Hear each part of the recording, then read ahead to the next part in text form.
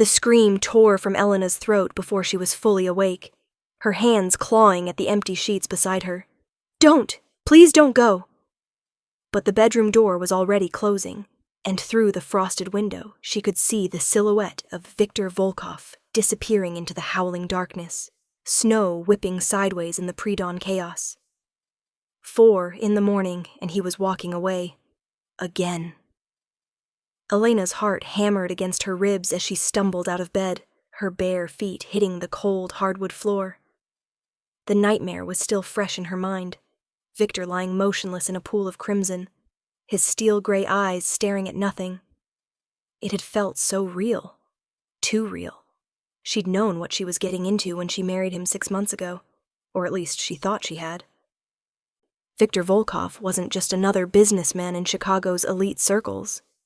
He was the kind of man mothers warned their daughters about, the kind whose name made grown men go pale and change the subject.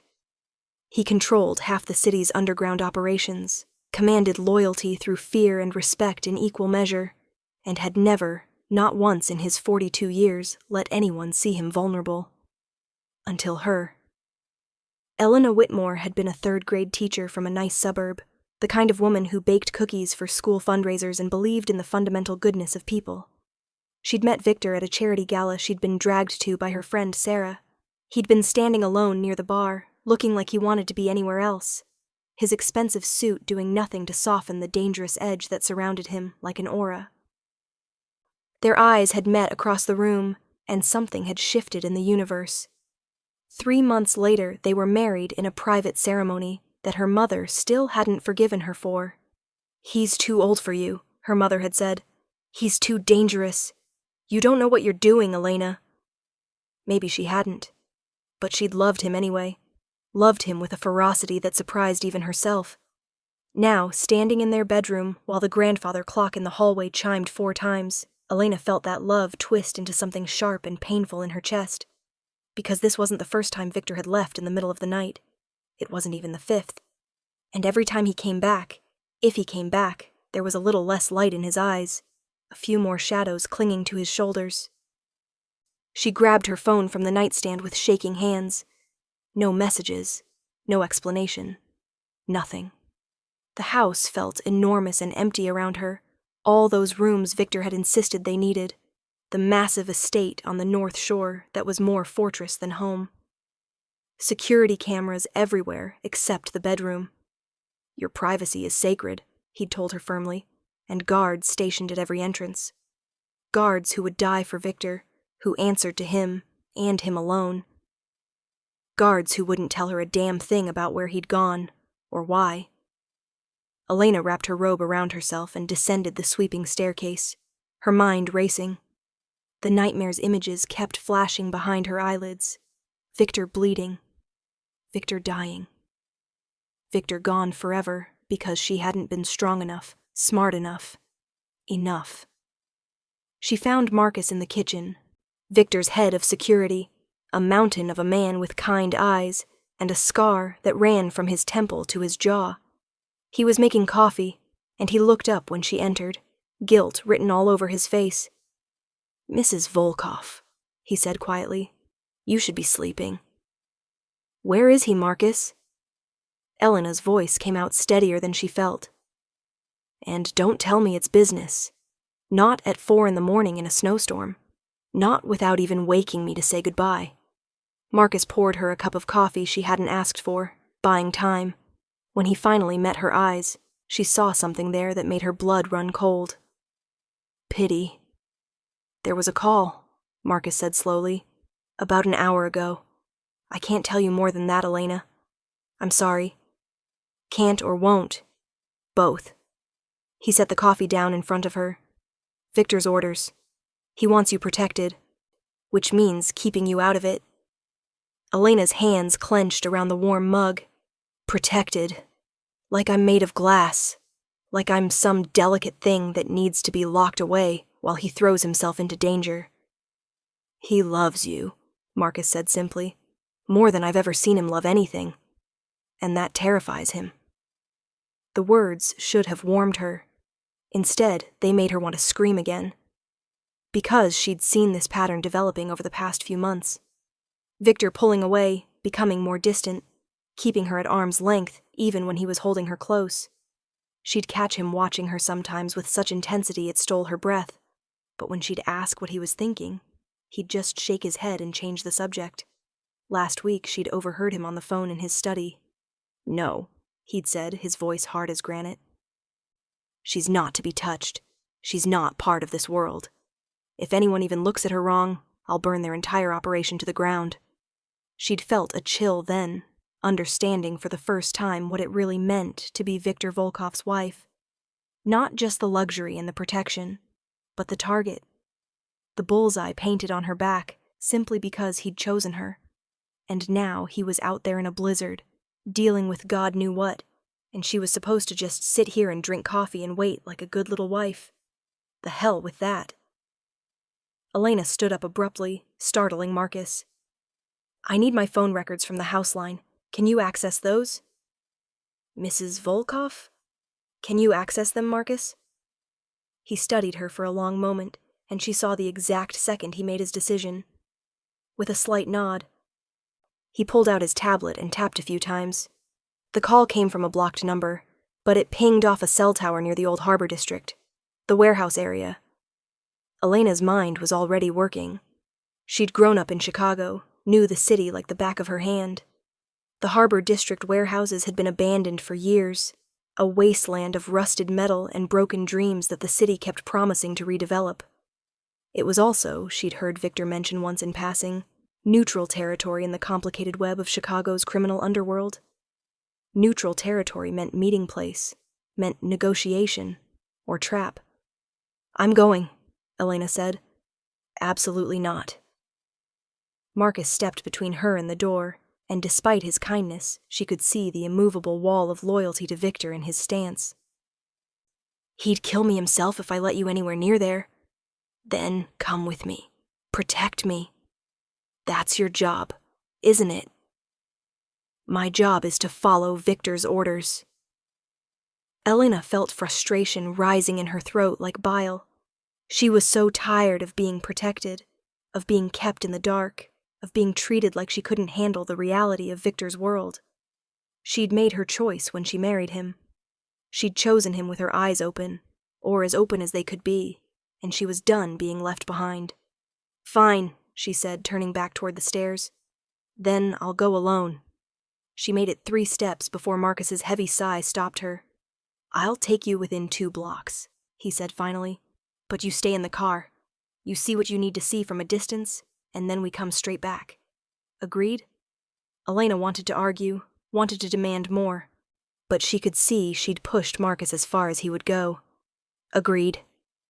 20 minutes later, she was bundled in her warmest coat, sitting in the passenger seat of Marcus's SUV as they drove through streets that looked apocalyptic in the snowstorm. The city was completely shut down, not another car in sight, the streetlights creating halos of golden light in the swirling white. Elena's phone buzzed. A text from Sarah. "Girl, you okay? Saw the weather and thought of you alone in that big house." If only Sarah knew. Elena silenced her phone without responding. The warehouse district loomed ahead, dark and menacing. Marcus slowed the SUV, his eyes scanning the shadows with professional precision. "There," he said quietly, pointing. Elena followed his gaze and felt her heart stop. 3 black cars were parked in front of the largest warehouse, their lights off but engines running, exhaust visible in the freezing air. And standing between them, facing a group of men she didn't recognize, was Victor. Even from a distance, even through the snow, she could see the tension in his shoulders, the predatory stillness that meant he was one wrong word away from violence.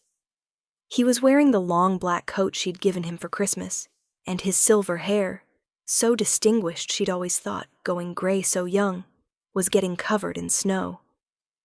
"Who are those men?" Elena whispered. Marcus's jaw tightened. Karpov's people. Roman Karpov, specifically.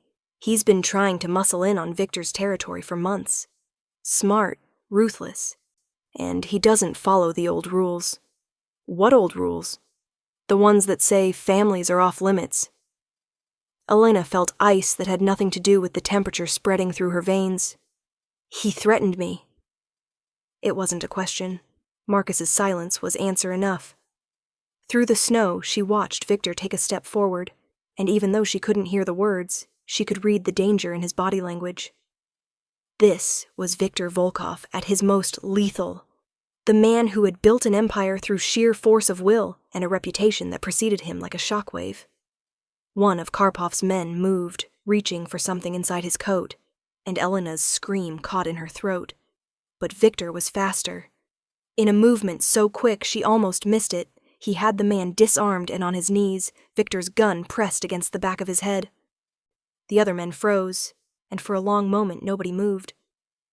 Then Victor spoke, and even though Elena couldn't hear him, she saw Karpov's face go pale. Marcus started the engine. "We need to go. Now." "No, wait. Elena, this is about to get messy, and Victor will never forgive me if you see what comes next." But Elena couldn't look away. She watched Victor release the man, watched him say something else to Karpov that made the other man's hands clench into fists. Then Victor turned and walked back to his car, his back exposed, his movements unhurried and controlled. It was a power play, Elena realized. A statement. "I'm so dangerous that I can turn my back on you and you won't dare touch me." The black cars pulled away one by one, and only when they were gone did Victor's shoulders drop slightly. The only sign of the tension he'd been holding. Marcus drove them home in silence, and Elena sat with her hands pressed against the window, trying to process what she'd witnessed. The violence that lived just beneath Victor's surface. The world he navigated every day, the constant calculation of threat and response that must exhaust him in ways she couldn't begin to understand. By the time they got back to the house, dawn was breaking, turning the snow from white to pink to gold. Elena went straight to the bedroom and climbed back into bed, her mind racing. She dozed off when she heard the front door open downstairs, heard Victor's heavy footsteps on the stairs. The bedroom door opened, and there he was, snow melting in his hair, his face drawn with exhaustion. Their eyes met, and Elena saw guilt flash across his features. "You followed me," he said quietly. "It wasn't a question. Marcus told you. Marcus didn't have to tell me. I saw his car." Victor crossed to the window, looking out at the winter wonderland their property had become. "You shouldn't have come, Elena. And you shouldn't have left without saying goodbye." Elena sat up, pulling the blankets around her. "Victor, we need to talk about this. About what's happening." "Nothing's happening." "Don't lie to me. I'm not a child and I'm not stupid. Something's been wrong for weeks, and tonight proved it." "Who was that man? Karpov?" Victor's hands clenched on the windowsill. "You shouldn't know that name." "Well, I do. Marcus told me. He threatened me, didn't he? That's what this is about. That's why you've been pulling away, treating me like I'm made of spun sugar." "I'm not discussing this." "The hell you're not." Elena threw back the covers and crossed to him, her anger finally overriding her fear. "I married you, Victor. I chose this. I chose you, knowing what you are, knowing what it meant. And you don't get to shut me out because you're scared." He turned on her then, and she saw something raw and desperate in his eyes. "Scared?" His voice was low, dangerous. "You have no idea what scared means, Elena. You have no concept of what these men are capable of. Karpov isn't like the others. He doesn't care about honor or tradition or the old ways. He sees you as leverage, as a weakness he can exploit. And he's right. I'm not a weakness. You're the only weakness I have." The words exploded from him, louder than she'd ever heard him speak. "Do you understand that? For 42 years I've been untouchable, feared, respected. And then you walked into that gala in your blue dress with your ridiculous optimism and your belief that people are fundamentally good, and you destroyed me. You destroyed every defense I'd built, every wall I'd constructed. And now Karpov knows it. They all know it. They know that if they want to hurt me, all they have to do is touch you. Elena felt tears stinging her eyes, but she refused to let them fall. So what's your solution? Push me away? Make me live in this beautiful prison while you face danger alone? Die alone? If it keeps you safe? I don't want to be safe. Her voice broke on the words. I want to be with you. I want to be your partner, not your possession. I want you to trust me enough to let me stand beside you, even when it's hard, especially when it's hard. Victor stared at her, and she saw the war happening behind his eyes. The man who'd survived by trusting no one, needing no one, warring with the man who'd fallen impossibly, irrevocably in love. I can't lose you, he whispered finally. Elena, I can't. It would break something in me that can't be fixed. She crossed the remaining distance between them and took his face in her hands, feeling the stubble rough against her palms. Then stop trying to lose me. Stop pushing me away. Let me in, Victor. All the way in. Stop treating our marriage like it's temporary, like I'm going to wake up one day and realize I made a mistake. You did make a mistake, he said, but his hands came up to cover hers, holding them against his face. You should have married some nice teacher. Someone who'd give you the safe, normal life you deserve. I don't want safe and normal. I want you, scars and danger and middle-of-the-night phone calls and all of it. I want you. Something cracked in Victor's expression, and suddenly he was kissing her with a desperation that stole her breath.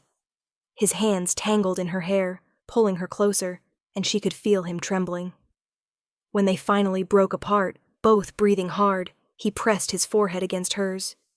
I met with Karpov tonight to end this, he said quietly, to make it crystal clear that any move against you would result in consequences he couldn't survive. I made promises I shouldn't have made, concessions that will cost me, but it's done. He knows that touching you means war, and he's not ready for that war. What kind of concessions? Territory, money. Things I can afford to lose. He pulled back to look at her, his steel-gray eyes intense.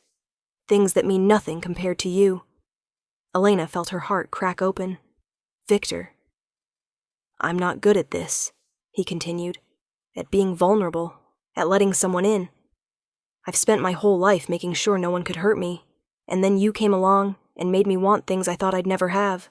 A home, a partner, someone to come back to. You have me, Elena said softly. You've always had me. But you have to let me have you too. All of you, not just the parts you think are acceptable. Victor was quiet for a long moment, his hands still cupping her face. Then he said, The nightmare you had. You were screaming for me not to go. I dreamed you died, that I lost you. I'm harder to kill than that. A ghost of a smile touched his lips. But I understand the fear now.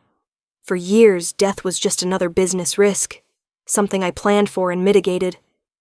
Now every risk I take, I think of you waking up alone. I think of you at my funeral, crying for a man who wasn't worth your tears. And it makes me hesitate, makes me second-guess every decision. Good, Elena said firmly. You should hesitate. You should come home. You should let your people handle the things that don't require you personally. You should stop acting like you're invincible because you're not Victor. You're human, and humans die, and I need you to fight like hell to keep that from happening. He kissed her again, softer this time, almost reverent. I don't deserve you. Maybe not, but you're stuck with me anyway. They stood there in the growing dawn light, wrapped in each other, and Elena felt something shift between them. A wall coming down, a bridge being built. I need to tell you something, Victor said finally, pulling back but keeping his hands on her waist. About why I've been distant, about what I've been planning. Elena waited, her heart pounding.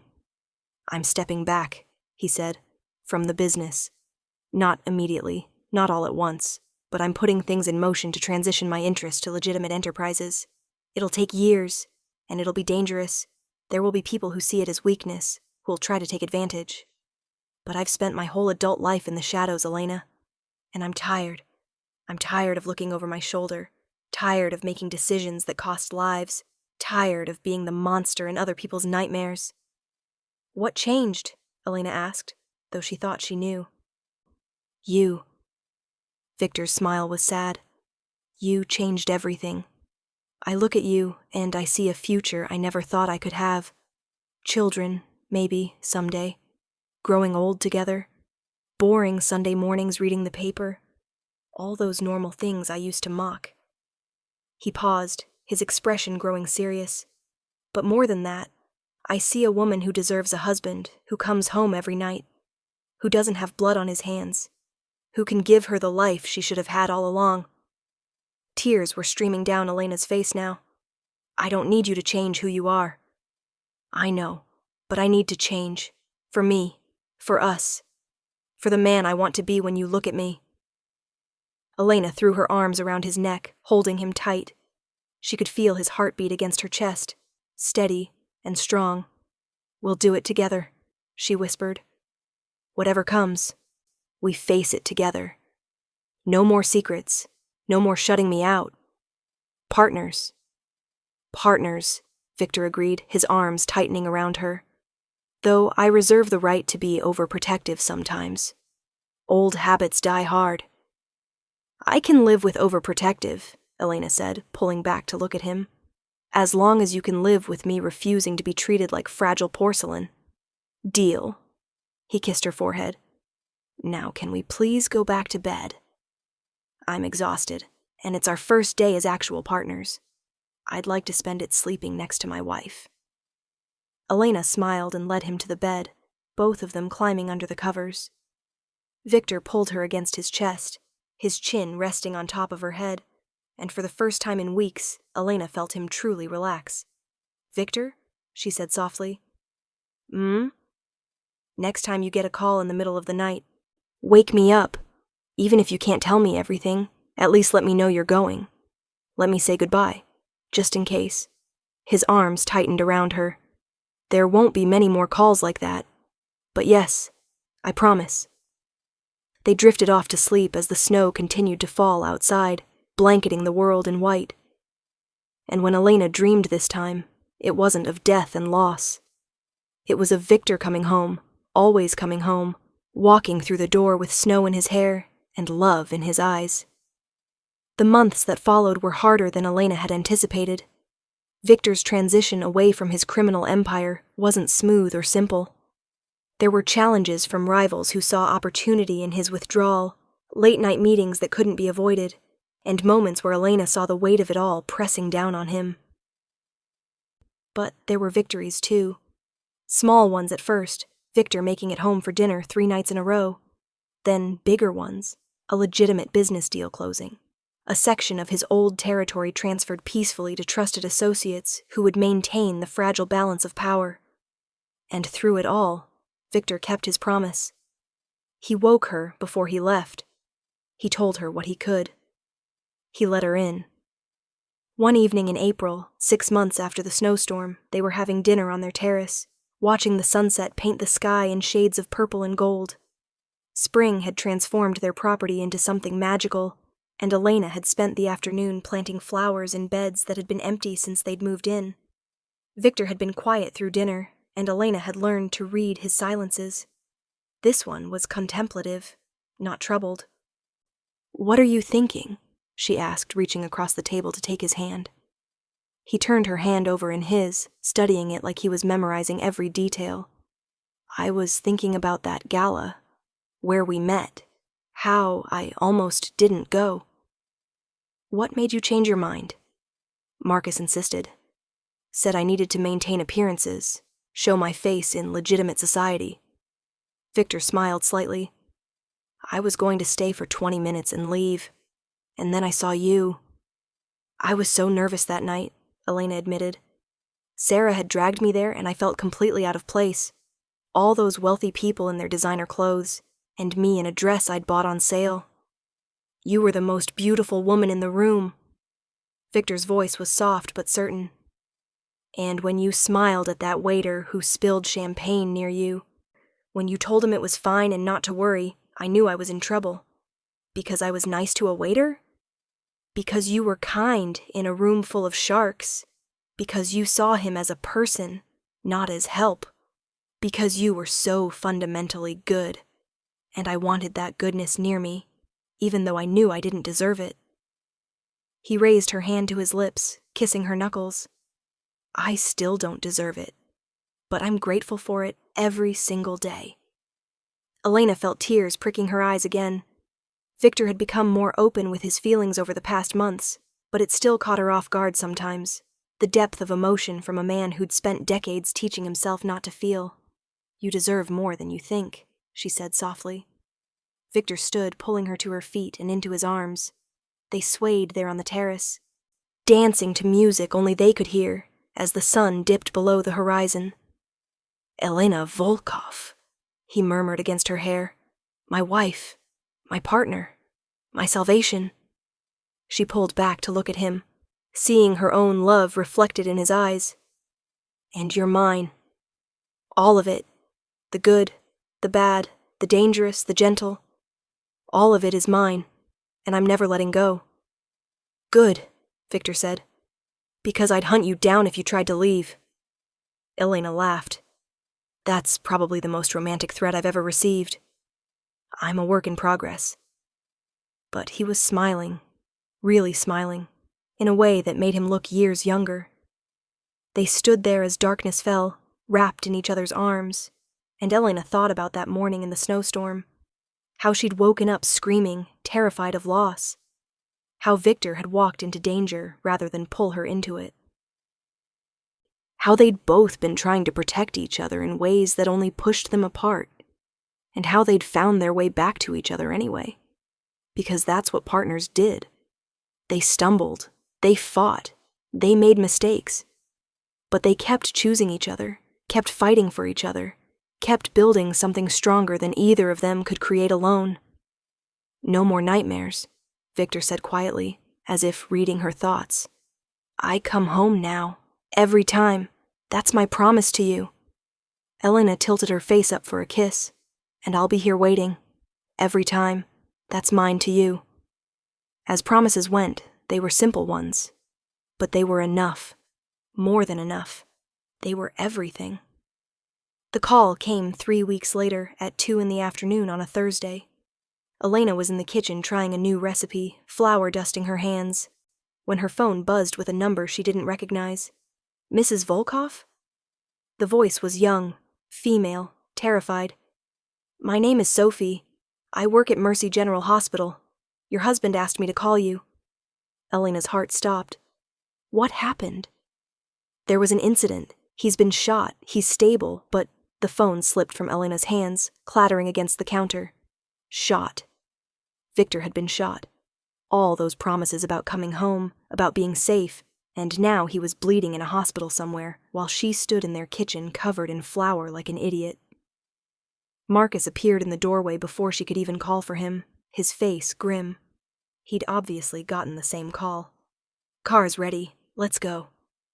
The drive to Mercy General was a blur. Elena couldn't stop shaking, couldn't form coherent thoughts beyond Victor's name, repeated like a prayer. Marcus drove with controlled urgency, weaving through traffic, his jaw clenched so tight she could see the muscle jumping. What happened? She managed finally. Who did this? I don't know yet. Victor was meeting with Dmitry Kozlov, one of his old associates, someone who was supposed to be an ally. That's all I have right now. The hospital came into view, and Marcus pulled up to the emergency entrance. Elena was out of the car before it fully stopped, running through the automatic doors into the fluorescent-lit chaos of the ER. A nurse tried to stop her, but Marcus was right behind her, flashing something that made the nurse step aside immediately. "Third floor, private wing," the nurse said quickly. Elena ran for the elevators, Marcus keeping pace beside her. Her mind was spinning with worst-case scenarios, each one more terrible than the last. Victor dying on an operating table. Victor paralyzed.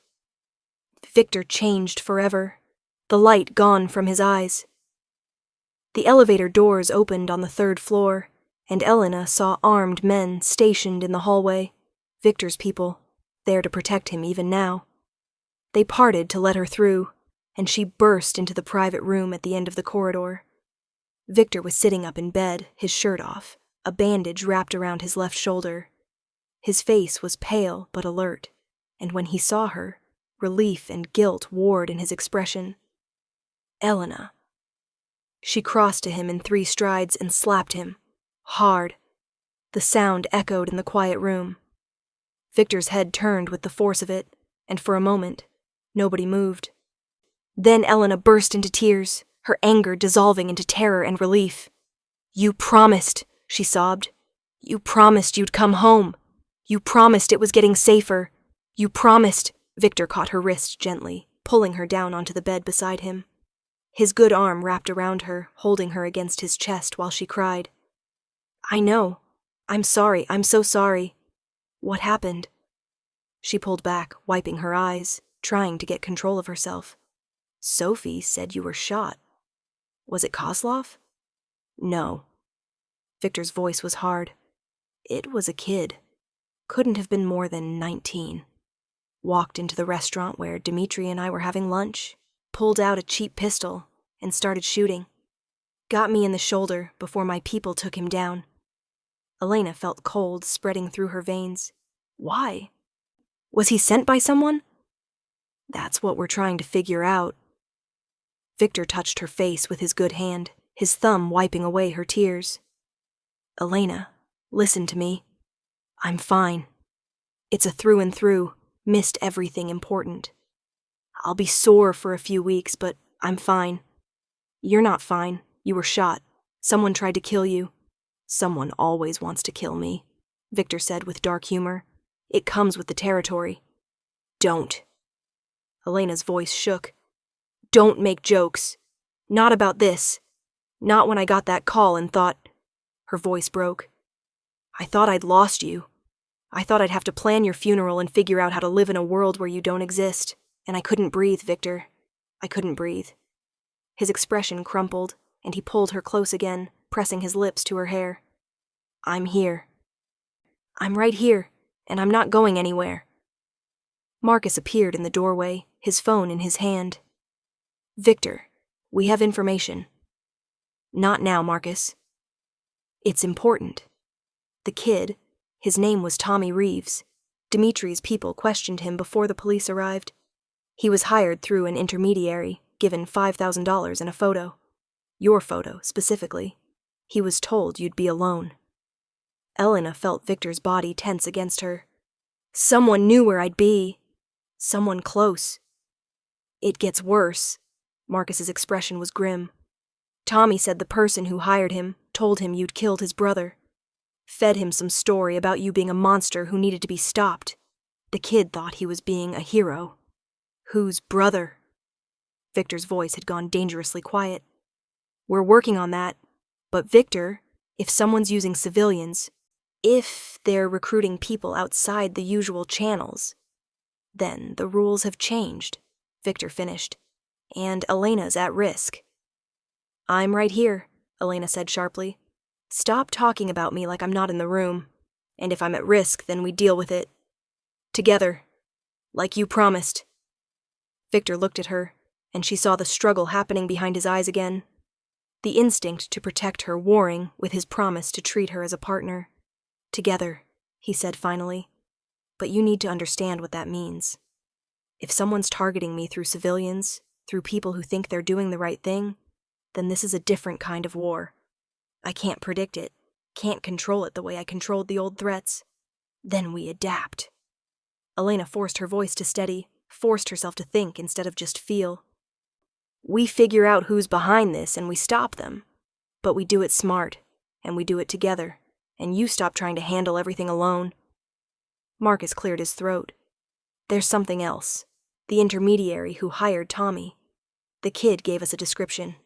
White male, late 30s, expensive suit, British accent. That sound familiar to anyone?" Elena saw Victor's face go absolutely white. "No, it can't be." "Who?" Elena demanded. "James Morrison. Victor's voice was hollow. My former business partner in London. We had a falling out 5 years ago over methods and ethics, if you can believe that. He wanted to expand into human trafficking. I drew the line. We went our separate ways, or so I thought. Why would he come after you now? Because I'm vulnerable now. Victor's jaw clenched. Because he knows about you. Because he sees my transition to legitimate business as betrayal, as weakness. James believes in the old ways, loyalty until death, the organization above everything. He would see what I'm doing as abandoning the life, abandoning the code. Marcus stepped fully into the room. If it's Morrison, this is bigger than we thought. He has resources, connections across Europe. He could make this very messy. Then we make it messier for him. Elena surprised herself with the steel in her voice. Victor, you said you wanted to go legitimate. You said you were tired of living in the shadows. Well, here's your chance to prove it. We don't fight Morrison in the dark. We bring everything into the light. Both men stared at her. What are you suggesting? Victor asked slowly. I'm suggesting we go to the FBI. We give them everything you have on Morrison, his operations, his contacts, his crimes. We make a deal. You provide testimony, you cooperate fully, and in exchange, you get immunity and protection. We end this the legal way. Elena, that's... Marcus started. Insane? Elena cut him off. Dangerous? Maybe, but it's also the only way forward if Victor really wants out. You can't half leave this world. You're either in or you're out, and if you're out, you need to make sure the people left in can't touch you. Legal protection is the only real protection. Victor was quiet for a long moment, his gray eyes studying her face. You've been thinking about this. I've been thinking about a lot of things.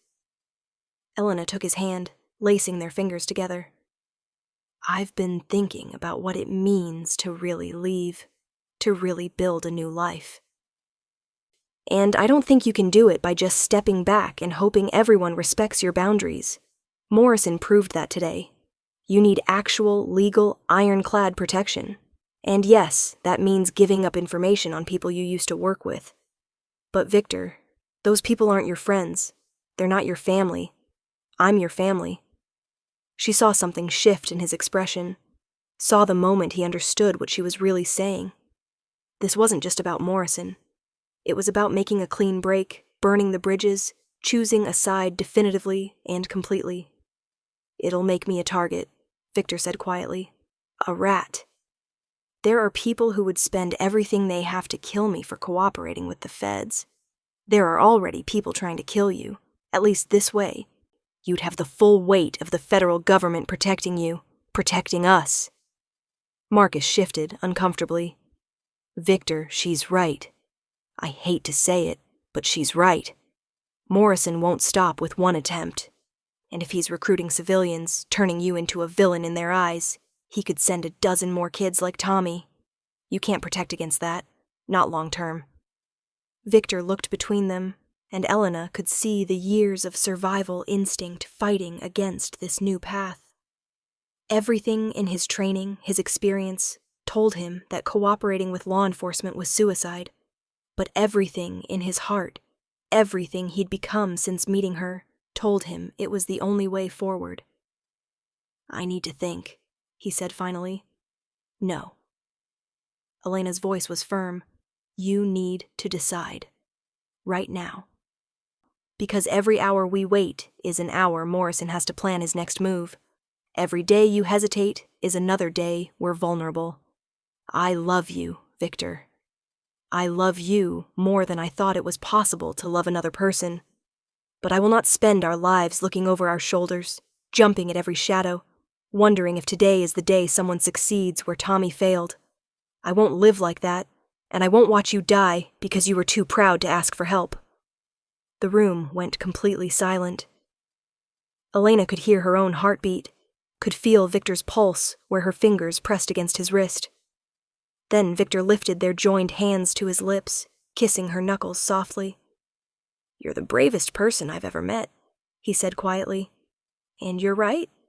About all of it. I've been trying to have it both ways. Leave the life but keep the reputation. Step back but maintain control. And it's not working. It's never going to work. He turned to Marcus. Get me a phone, the secure one. I need to make some calls. Victor, I'm doing this, Marcus. Elena's right. It's time to choose a side and commit to it completely. Get me Agent Sarah Chen at the FBI. We've had dealings before. She'll know what this means. Marcus looked like he wanted to argue, but he nodded and left the room. Elena sagged with relief, only then realizing how much tension she'd been holding. Are you sure? She asked softly. Victor pulled her closer, mindful of his injured shoulder. I've never been more sure of anything except marrying you. This is the right move. It's the only move. And whatever comes after, the threats, the trials, the target on my back, we'll face it together, like you said. Partners. Partners, Elena echoed, and kissed him gently. The next hours were a whirlwind. Agent Chen arrived within 90 minutes, a sharp-eyed woman in her 40s who listened to Victor's proposal with an expression that gave nothing away. She made phone calls, consulted with superiors, and finally presented Victor with an initial agreement. Full cooperation in exchange for immunity from prosecution for his past crimes. Witness protection for both him and Elena. Relocation assistance, new identities if necessary. Federal protection during the investigation and trial. Victor signed without hesitation. By evening, the room was filled with federal agents taking his statement, documenting everything he knew about Morrison and dozens of other criminal organizations. Victor talked for hours, his voice never wavering, laying bare decades of secrets and connections. Elena sat beside him the whole time, her hand in his, silently supporting him as he dismantled the empire he'd spent his life building. When the agents finally left, promising to return the next morning to continue, Victor looked exhausted. The painkillers they'd given him for his shoulder were making him drowsy, and Elena could see him fighting to stay awake. Sleep, she told him gently. I'll be right here. Don't leave. His words were slurring slightly. Promise you won't leave. Never. I'm not going anywhere. Elena settled into the chair beside his bed, still holding his hand. I'll be here when you wake up, and the day after that, and every day after. That's my promise. Victor's eyes drifted closed, and within minutes, his breathing had evened out into sleep. Elena watched him in the dim hospital light, this dangerous man who'd given up everything for her, who'd chosen love over power, partnership over control. Her phone buzzed with a text from Sarah. Oh my God, are you okay? Marcus told me what happened. Elena typed back with her free hand. I'm okay. We're okay. It's a long story, but everything's going to be fine. And for the first time in months, she actually believed it. The morning sun streaming through the hospital window found them still there. Victor sleeping peacefully, Elena dozing in the chair, their hands linked between them. Marcus had stayed too, sleeping sitting up outside the door, keeping watch like always. When Victor woke, the first thing he did was squeeze Elena's hand. She opened her eyes immediately, and they looked at each other in the soft morning light. Still here, she said with a small smile. Still here, he agreed. Then, quieter, thank you for saving me, for knowing what I needed even when I didn't. That's what partners do. We save each other. Elena stood and leaned over to kiss him softly. Now let's finish this. Let's give them everything, take Morrison down, and start building that boring, normal life you promised me. Sunday mornings with the newspaper and all.